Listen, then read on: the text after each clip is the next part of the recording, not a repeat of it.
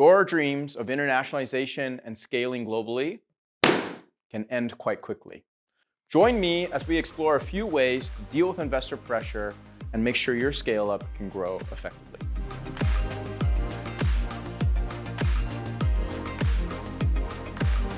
Hey everyone, my name is Corey Wright.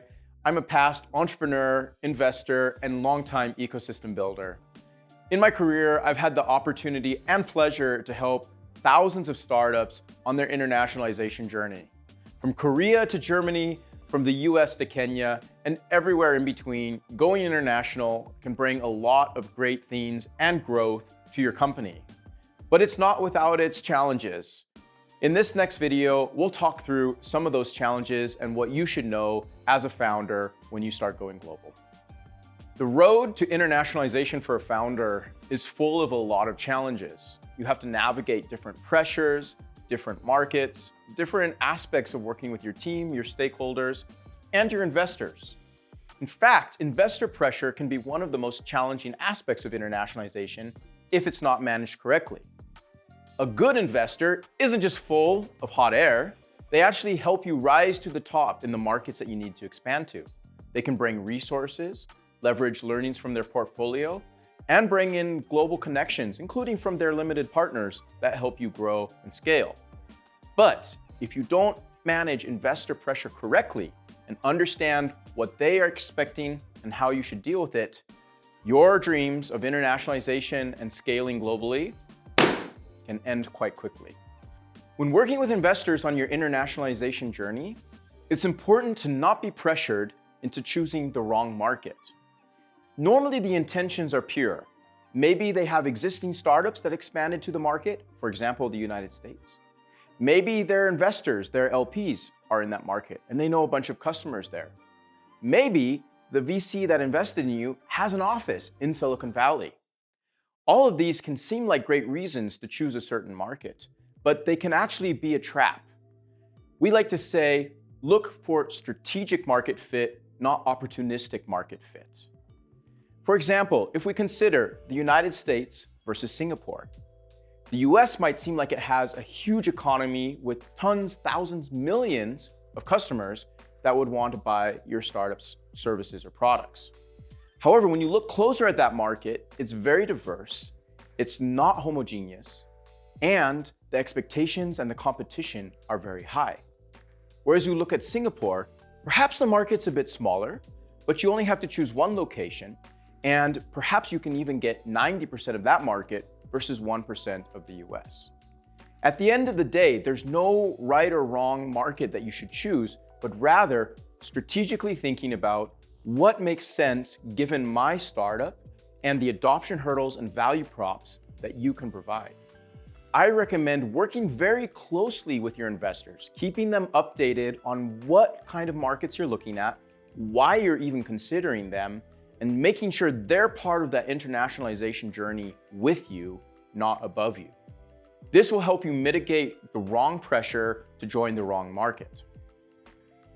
When you're expanding internationally, it's important that your investors are in the loop of what you're doing, and they're actually, it may sound basic, bought into your expansion. It can really vary. Some investors might be very growth focused and really want to make sure immediately you're internationalizing. Others may actually be a bit cautious of expanding to markets maybe outside of Europe or wherever you're located. This is why bringing your investors along, not just during the journey, but that they're aware of all of the aspects of internationalization is so critical. For example, I know of one founder, he had a medtech startup. They were able to raise a lot of capital in Europe, and they had quite significant traction. When they expanded into the United States, they met a completely different market scenario. Their sales methods didn't work in that market, and their value props and adoption hurdles were not clearly understood. Ultimately, the investors were not aware of these aspects of the US market, but at the same time weren't able to provide additional follow-on capital when that founder was trying to expand. Unfortunately, their startup actually failed. Now, why do I say this? It's because if you have your investors fully committed to an international expansion, and they're aware of all the aspects, including that it might take twice as long and twice as much money as you think it will, you can make sure that they have your back if those things come up and it's taking a bit more time than you thought. It's really important that you keep your investors aware and involved in your internationalization journey. By having them as a close partner, they can help you brainstorm challenges like hiring new employees, dealing with regulations, and even providing follow-on capital if you're not able to scale as quickly as you had hoped. Something that I often tell founders is it'll take twice as much money and twice as much time as you think it will. A proper investor who really supports you in this journey is going to be able to chip in a little extra funding if it's taking that time until you reach that scaling traction you need to raise your next funding round. Let me tell you about a nice trick, strategy, resource you can use from your investors when going international. But it's actually not the investors, it's their portfolio of startups. Whether you're currently evaluating to take money from a certain investor, or maybe you've already closed the deal and now you're preparing to scale, the founders in their portfolio likely have their own learnings and insights of what that journey was like. You can talk to these founders and ask them, what kind of questions did the investors ask in board meetings when you're preparing your internationalization strategy? Did they pressure you to go into certain markets, or did they have certain logic at which markets they chose? And how did they treat you in that process? Were they able to provide follow-up funding to connect you to customers, resources, and other investors in those markets? By leveraging the other founders and startups in your investors' portfolio, you can gain a lot of insights and save a lot of time while preparing your internationalization strategy. So don't forget to ask the investors, how did you help your other startups go international? And can I speak to a few of the founders that did so? Make sure as you bring your investors along with you on your internationalization journey, that you help them and you work with them on the right activities. Some investors might say, hey, why don't you, as the first step, start an entity in this other market? That can seem like a logical approach. You need another entity to sell, right? However, we always recommend startups to first think about demand side factors before you think about supply side factors. What do I mean by that? Supply side, demand side. Essentially, things like legal entities, regulatory, taxes, hiring employees, finding an office space. These are supply side things, and you can easily solve them, especially with some money from your investors. Demand side things like pricing, marketing channels, adapting your product, and understanding how to sell to customers, these are much trickier to figure out. It's important that you work with them first on that demand side aspect of going global, and then you can do all the fun stuff, like where should we put our office and what should the paint on the walls look like.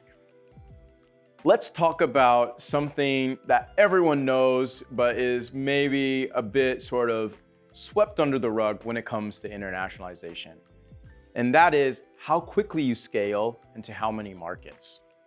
There's a graveyard of startups out there written about for the last couple decades who expanded way too quickly and tried to scale without building a proper foundation. Maybe they expanded into too many markets at the same time, so they didn't learn the culture. Maybe they didn't teach their team why they were going international in the first place. Maybe their investors weren't able to support their growth across so many markets. Whatever it is, if you're not able to capture your learnings and make sure that your expansion strategy is documented, clear, and easily able to be replicated, going international can be like scaling to something that completely fails. So make sure you're aware and you do it methodically. What is the strategy for this market that allows me to go to the next market? Maybe the customers that I get in this country are important enough that I can then expand into that bigger country over there. So use strategy, not opportunity, and don't scale so fast that you're not able to handle the growth and control it. Having good investors that understand this and don't pressure you to grow too quickly before you capture the learnings is going to be critical on your growth journey.